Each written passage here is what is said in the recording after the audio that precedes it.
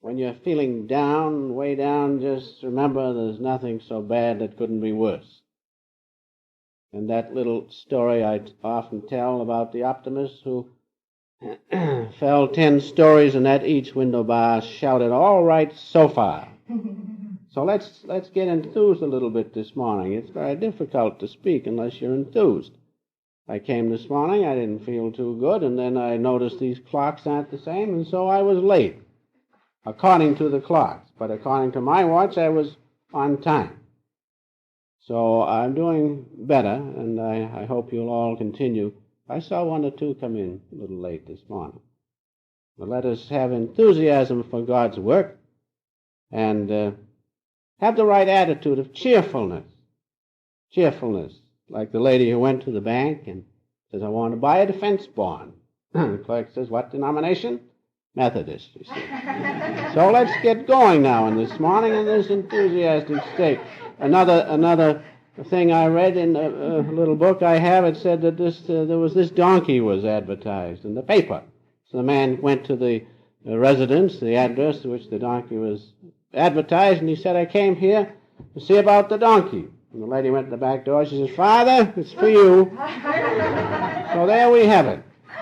Let's feel a little enthusiasm for this subject this morning. It's a difficult subject. It's kind of a dry subject, but let us do the best we can with it. And so you can be cheerful, enthusiastic, no matter how terrible the conditions are. You can do it by two ways. You can do it through will and determination, or you can do it by the better way of wisdom, feeling the presence of God within you, feeling the wisdom of your soul, and the natural state of the soul is cheerful, and it exudes peace and bliss. Now those are the two ways you can do it. That optimist I spoke about, he used will and determination. That's good. You have to simulate the condition. If you feel awful mean inside, you can at least simulate the condition of enthusiasm, and the soul's power will give it to you. Realize that we can be enthusiastic even though we do not feel like it inside. What of it if you don't feel like it? God is still with us. If we can but feel His presence, we will be enthusiastic, as Master used to say, even through the crash of breaking worlds. Let us understand that. And so this real enthusiasm comes through zeal to do God's work and to feel His presence within you. Then you get not a temporary enthusiasm, but a permanent enthusiasm. As Patanjali said, the object of life, or the goal of everybody, is to be free from pain permanently. Now, if you can do that, there'll be nothing but enthusiasm in your consciousness. This is a fact. It is pain of whatever nature, of the body, mind, or soul, that causes us not to be enthusiastic. Because in the soul consciousness there is no pain, no duality, nothing but the peace and bliss of God. That's what we must have if we are to be enthusiastically so permanently. That's the point. We want this permanency. We do not want to feel good one week and then somebody does something to us and the next week we don't feel good. That isn't real enthusiasm. You have to be able to be enthusiastic through the ups and downs of life. No matter whether the things are coming your way or not, you must be enthusiastic. Why shouldn't you be? This world will pass away. The things of this world will pass away. But that presence of God within you, His great love and His bliss, will not pass away. Why not go there? That's the sensible way to approach the subject of attitude toward life and the power of enthusiasm. Anybody who is enthusiastic, has more power than one that is just coming along naturally with the rank and file. The enthusiastic person has something, and the reality which he has is the presence of God within him in a conscious way. He knows God is with him, and naturally, if you know God is with you, it's very easy to be enthusiastic. If you don't, it's very difficult. You can do it by will and determination, but it's much easier when you know truth and feel God's presence to be enthusiastic. And so, enthusiasm to last must be well grounded. That's the point. I see, you see. People come into this work, especially of ours, and at first they're so enthusiastic. We're going to change the whole business. Change it all over. Everything's going to be different. Watch them. A little while it peters out. Why? Because it wasn't founded on the presence of God. The natural enthusiasm comes in the beginning. That's natural. But then you have to make it solid. You have to solidify it by knowing the presence of God within. Then that enthusiasm will last. Look at the Master. He had a million things on his mind. He founded this organization, and he suffered, and he was persecuted, and he, not knowing business, had to use business methods to carry it on. And I have never seen him, never seen the time when he wasn't enthusiastic. Why? Because he had the presence of God. He could not have done what he did. He could not have gone through what he did unless he knew God was with him and felt him. Not only had the idea of God, but knew him as a reality within himself. And so we must understand this one thing, that is, to get this enthusiasm within us on a permanent basis, we must have tremendous zeal. We must have a determination through the love of God which will not bow down to anything. If you want to feel enthusiasm, get the contact of God. Have that zeal which is necessary. A discouraged attitude will not win. That attitude of self-pity will not win. You have to rise above that. And you have to have that attitude. No matter what comes, I'm God's child, and nobody can shake me from that realization. And if you meditate and see the presence of God and feel him, then you can do it. That's why meditation is so important, because it gives us contact with God, seeing the presence of God, feeling his great love. You cannot help but be enthusiastic, because you will always have that no matter what conditions you find yourself in this worldly existence. Isn't that the sensible way to go? Rather than to try to use our limited powers to be enthusiastic, get the presence of God. No one can shake you, because you have reality and truth. And so, as I have said, restlessness is another thing which we must overcome. 1 minute up, next minute way down. That's no good. That's not right. You must feel the presence of God in good times and bad times. And the way to offset that is when things are going wonderfully well, watch out. Don't get way up, because down you come. But just keep steady. And when you go down, it will not be half so bad as when you're way up, and then down you come. You see it in life, we all see it.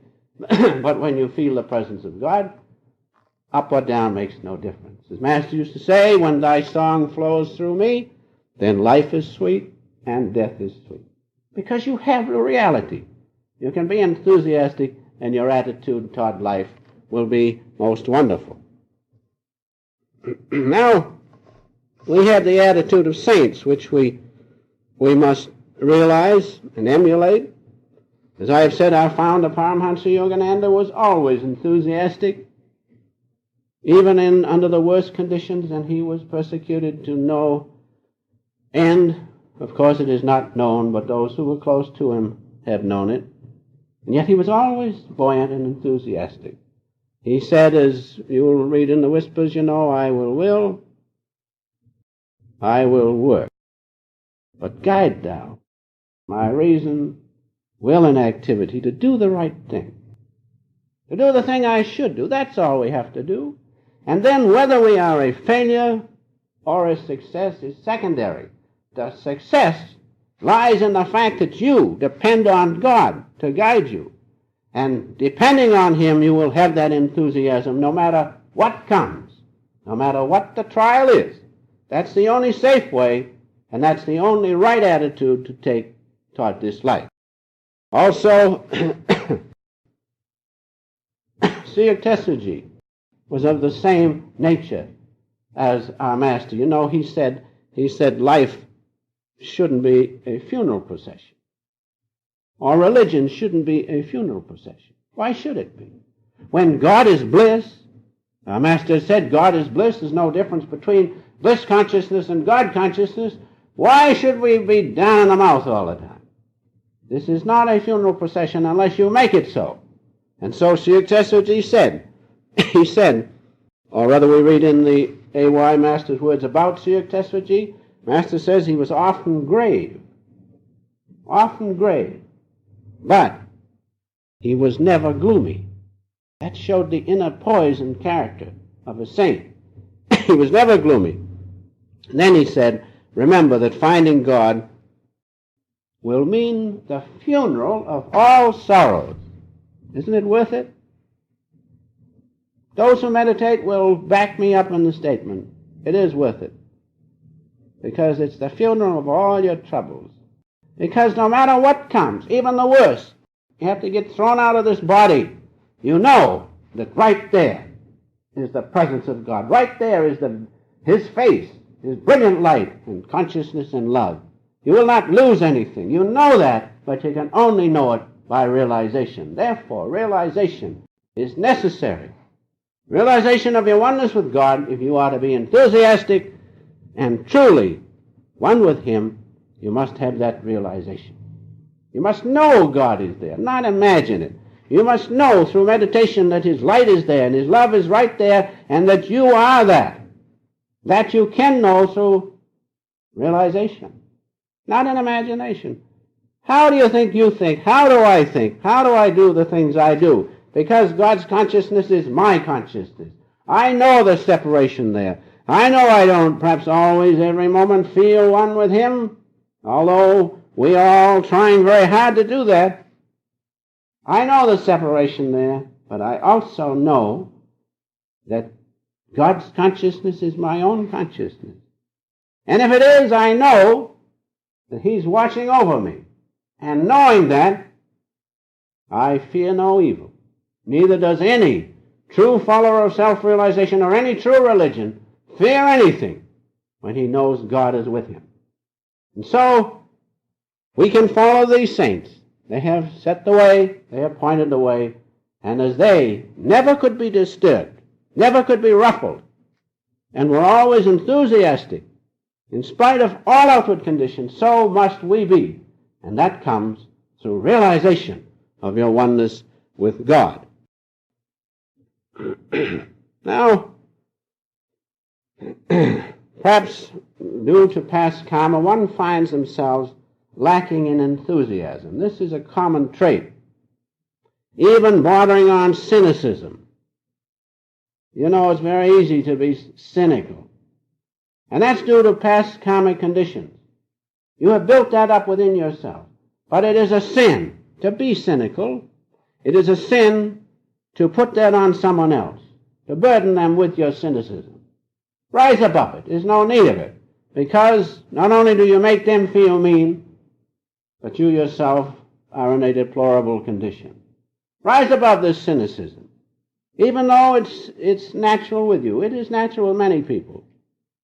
But you can, by the grace of God, through His power, you can rise above anything. And what is a little cynicism compared to God's great love?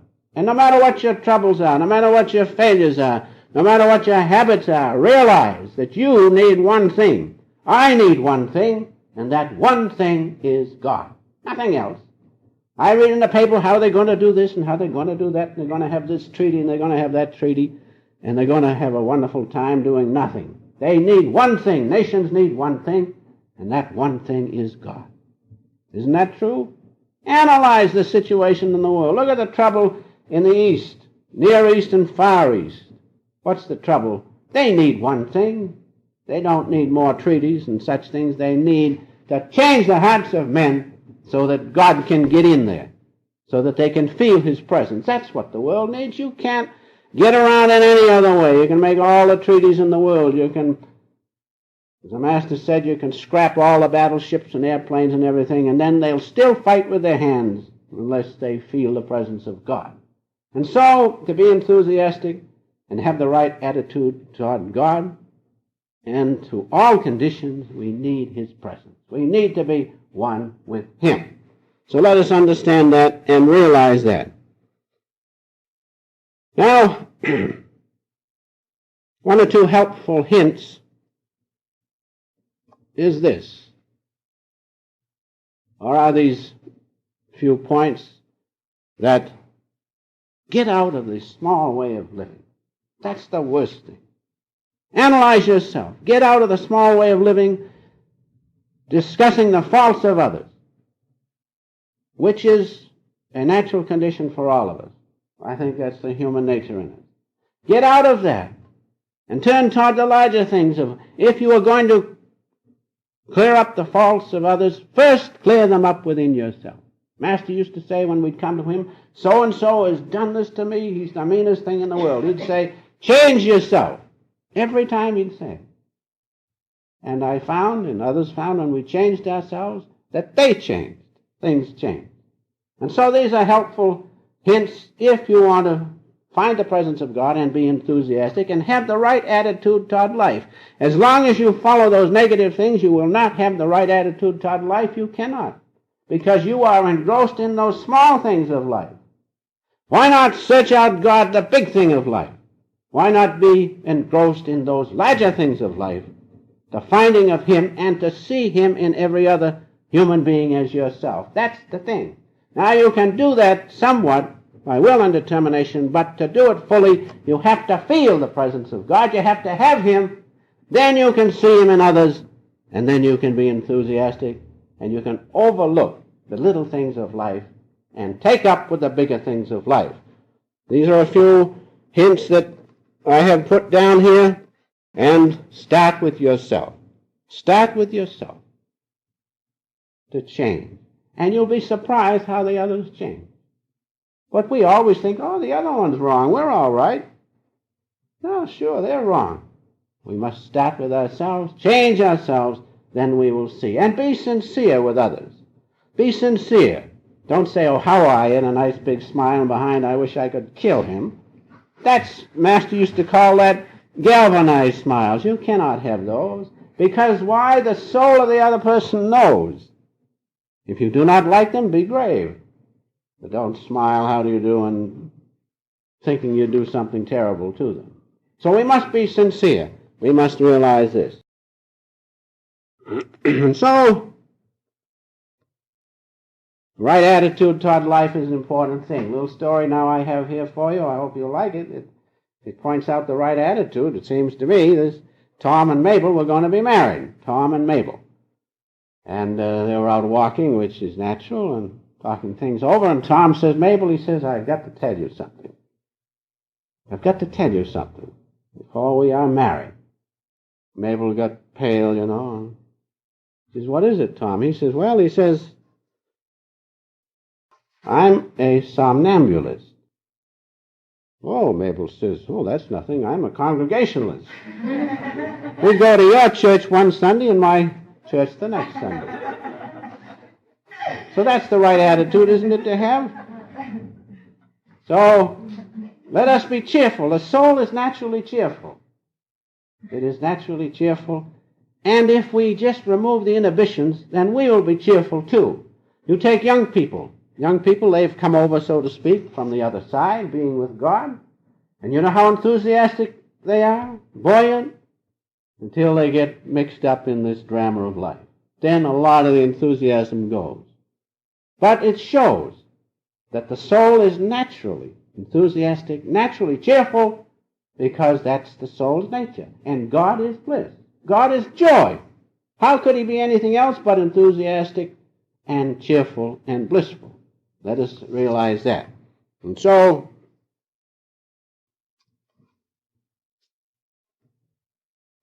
the doctor's son says the advantage of being a doctor's son is that you get medicine for nothing.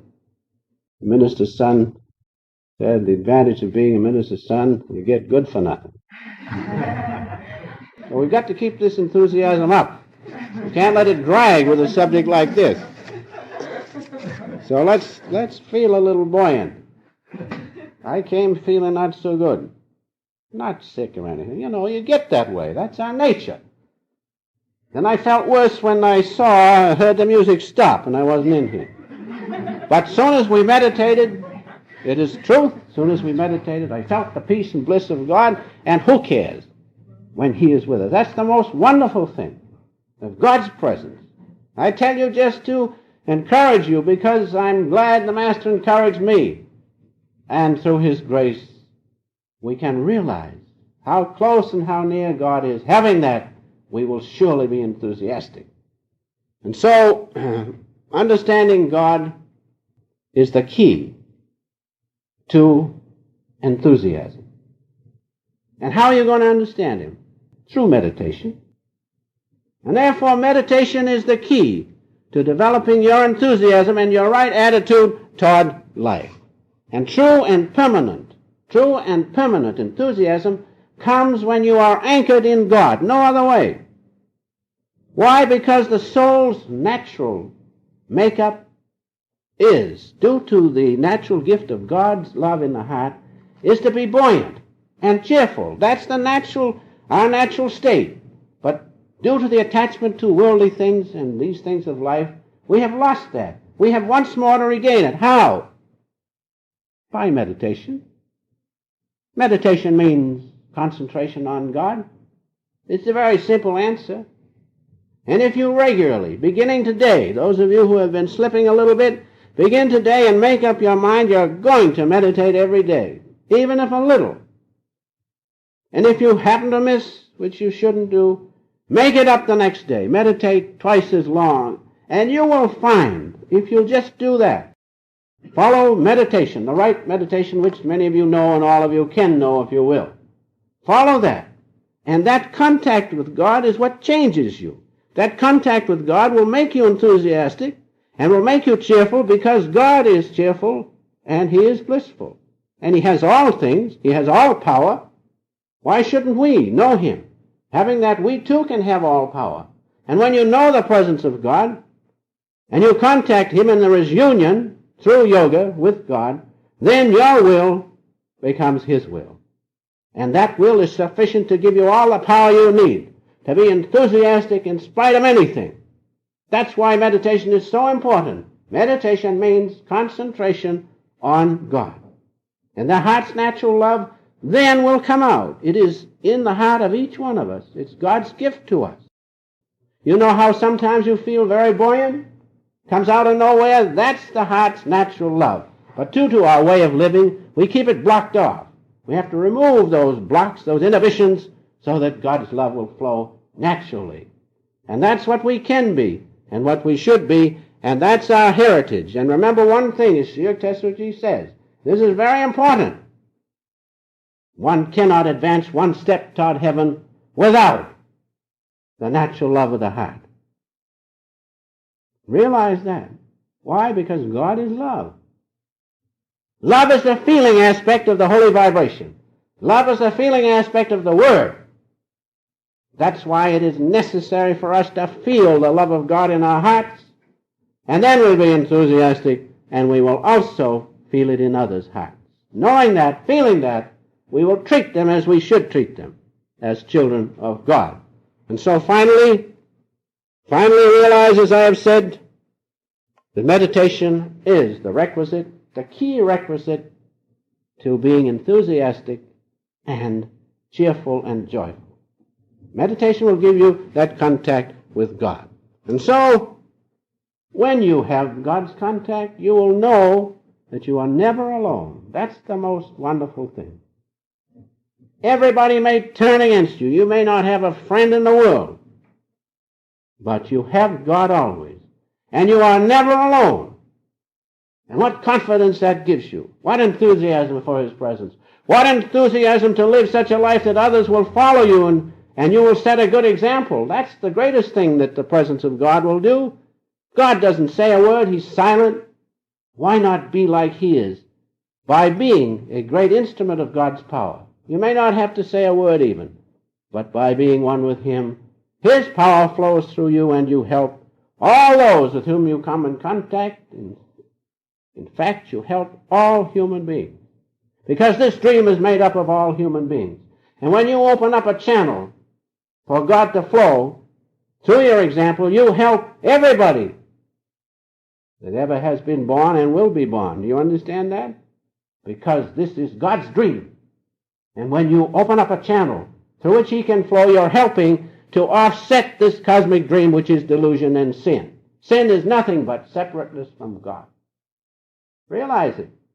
Don't think that you've done this, you've done that. The only sin you have ever done, or I have ever done, is to forget my oneness with God, or your oneness with God. The greatest sin, or sin, is separateness from God. Understand that. What offsets separateness? What takes it away? Meditation. Contact with God. That's the answer to the subject this morning of right attitude and enthusiasm. The power of enthusiasm comes when you remove the separation which exists between you and God by meditation. That's the most wonderful thing. And so finally having this enthusiasm, having this contact with God, what can you do? And this is your duty, my duty, in this world in which we find ourselves, is to be a channel for God to flow through, and you can do that, you can give God to others when you have Him, and not until. Realize that. And if you have Him, having that enthusiasm and cheerfulness, then you can give it to others. Then your life is worthwhile, and then God says, well done, good and faithful servant.